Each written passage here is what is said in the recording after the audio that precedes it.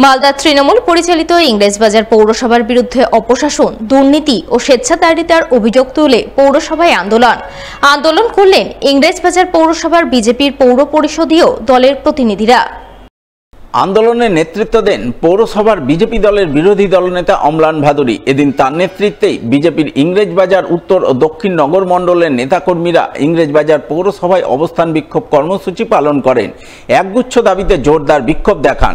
বিক্ষোভে নেতৃত্ব দেন পৌরসভার বিরোধী দলনেতা অম্লান ভাদুরী সহ বিজেপির দক্ষিণ মালদার সভাপতি অজয় গাঙ্গুলি, বিজেপি নেতা পার্থ সারথী ঘোষ, বিজেপি কাউন্সিলর সুতপা মুখার্জি, কৃষ্ণানাথ সহ অন্যান্যরা।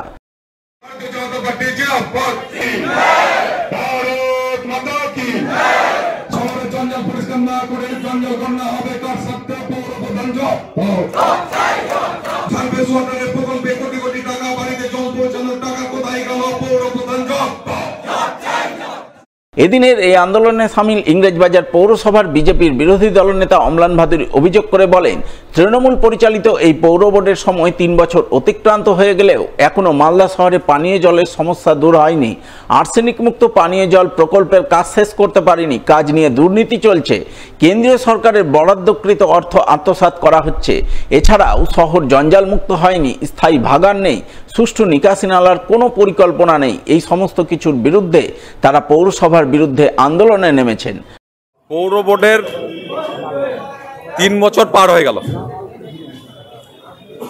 কিন্তু আজ পর্যন্ত ইংরেজবাজার শহরের নাগরিকদের যে পরিষেবাগুলো পাওয়া দরকার, পরিশুদ্ধ পানীয় জল, শহর জঞ্জাল মুক্ত,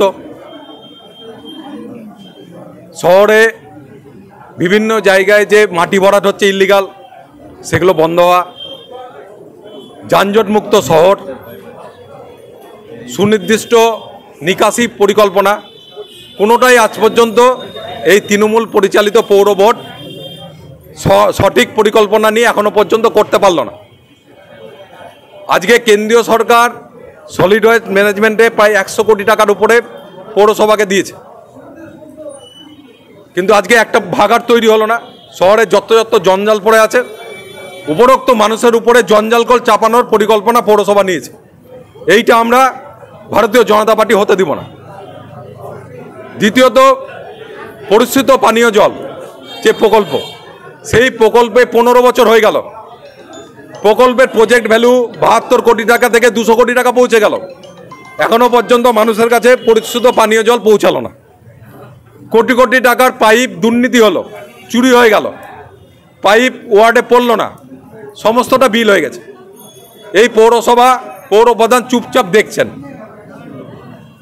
আমরা বারে বারে বিওসি মিটিং এটা বলেছি, কোনো তদন্ত কিচ্ছু হচ্ছে না। এই প্রসঙ্গে তৃণমূল পরিচালিত ইংরেজবাজার পৌরসভার চেয়ারম্যান কৃষ্ণেন্দু চৌধুরীকে ধরা হলে তিনি বলেন, বিজেপি মিথ্যা কথা বলছে। সুষ্ঠু নিকাশি ব্যবস্থা গড়ে তোলা হয়েছে, আর্সেনিক মুক্ত পানীয় জল প্রকল্পের কাজ চলছে, আর সমস্তটাই করা হচ্ছে বিরোধীদের সঙ্গে আলোচনা করেই। ড্রেনেজ সিস্টেমটা অনেক ভালো হচ্ছে। একটা জায়গা ওয়াটার লগিং ছিল, সেখানেও আমরা চেকপুশ করে জল বের করে দেওয়ার চেষ্টা করছি। আমরা আশা করি আমরা 1 মাসের মধ্যে আমরা একটা স্বয়ংসম্পূর্ণ হবে, তাহলে ওই দিককার যে জলটা ব্লক হয়ে যাচ্ছে, ওই জলটা ব্লক হবে। এটা তো ওরা মিথ্যা কথা বলছে। ওদের প্রত্যেকটা মিটিংয়ে দেখায়, প্রত্যেকটা মিটিংয়ে সই আছে, ডিসকাশন হয়। আমার ওয়ার্ডে যা টাকা পায়, বিজেপির ওয়ার্ডে তাই টাকা পায়। প্রতিদিনই আমরা জলের কাজ হচ্ছে আমাদের। আপনি ঘুরে দেখুন, প্রত্যেকটা জায়গায় ড্রিঙ্কিং ওয়াটার প্রভিশন আছে। রাস্তার কোনো লোক যদি বেড়ায়, সে গিয়ে জল খেতে। আসন্ন ব্রিগেড সমাবেশ সফল করতে সিপিআইএমের ক্ষেত মজুর ইউনিয়নের ডাকে এক পথসভা হয়ে গেল পুরাতন মালদায়।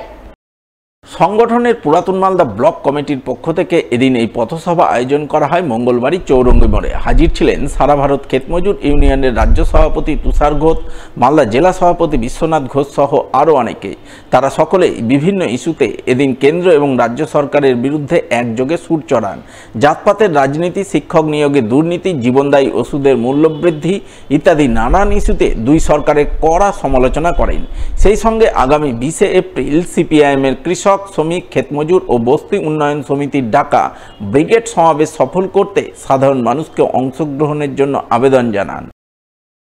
সরকার আর তাতে ধোঁয়া দিচ্ছে তৃণমূলের সরকার যে মুসলমান এ হিন্দু, এ আদিবাসী, এ মতুয়া, এ খ্রিস্টান, নানান রাজবংশী, নানান জাতি গোষ্ঠীর ধর্ম করে মানুষের মধ্যে একটা বিভাজন তৈরি করার চেষ্টা করছে।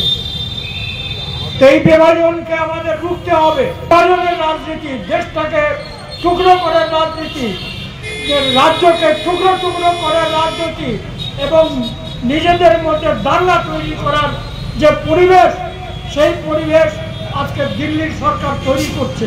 সেই পরিবেশ আজকে মমতা ব্যানার্জির সরকার তৈরি করছে। তোমার ধর্ম তুমি করো, কিন্তু ভাতের জন্য লড়াই, কাজের জন্য লড়াই প্রধান। আর কাজের জন্য, ভাতের জন্য লড়াই লাল ঝান্ডা ছাড়া কেউ পারে না। অনেকে বলে তোমরা তো শূন্য, তোমরা শূন্য, তোমরা বক বক করো কেন? এই শূন্যর পার্টি কিন্তু মেধারা চাকরি পায় না, চুরি করে সব চাকরি হয়ে যাচ্ছে। মমতা ব্যানার্জিকার ইন্ডোর স্টেডিয়ামে ভালোকে ডেকেছি কিনা জানি না, সব চোরারা গিয়ে হাজির হয়েছে। মমতা ব্যানার্জি একবারও বলে না চোরাদের চাকরি হবে না, মেধাদের হবে। উনি বলে সবার হবে। আমরা বলছি মেধাদের হবে।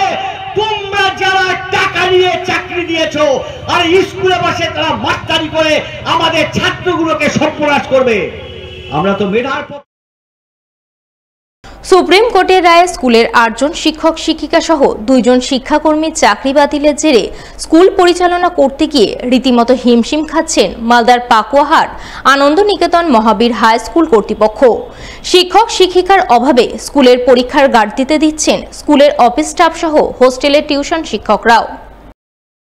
বুধবার এমনটাই ছবি নজর এলো বামনগোলা ব্লকের পাকুয়াহাট আনন্দ নিকেতন মহাবীর হাই স্কুলে। স্কুলের প্রধান শিক্ষক তপন চন্দ্র সরকার জানালেন, সুপ্রিম কোর্টের রায়ে তাদের স্কুলের 8 জন শিক্ষক শিক্ষিকা সহ 2 জন শিক্ষাকর্মীর চাকরি বাতিল হয়েছে। ফলে তারা এখন আর কেউ আসছেন না। এদিকে স্কুলে পরীক্ষা শুরু হয়েছে, পরীক্ষায় গার্ড দেওয়ার মতো পর্যাপ্ত শিক্ষক শিক্ষিকা নেই। তাই বাধ্য হয়ে স্কুলের অফিস স্টাফ সহ হোস্টেলের টিউশন শিক্ষকদের পরীক্ষার হলে গার্ড দেওয়ার কাজে লাগিয়েছেন। এছাড়াও মাঝে মাঝে তিনিও ক্লাসে যাচ্ছেন, ছাত্রছাত্রীদের ক্লাস নিচ্ছেন। ফলে স্কুল পরিচালনা করতে গিয়ে প্রচন্ড সমস্যার মুখোমুখি হচ্ছেন। যে শিক্ষকদের বাতিল করা হয়েছে তারা এখনো পর্যন্ত স্কুলে আসছে না। আমাদের স্কুলের পরীক্ষা শুরু হয়েছে গতকাল থেকে। খুব সমস্যা, খুব প্রবলেমের মধ্য দিয়ে আমি পরীক্ষা ব্যবস্থাটাকে চালাচ্ছি। মানে পরীক্ষা ব্যবস্থাটাকে ঠিকঠাক চালানোর জন্য আমাকে বাধ্য হয়ে ভোকেশনাল স্ট্রিম থেকে টিচার আনতে হয়েছে।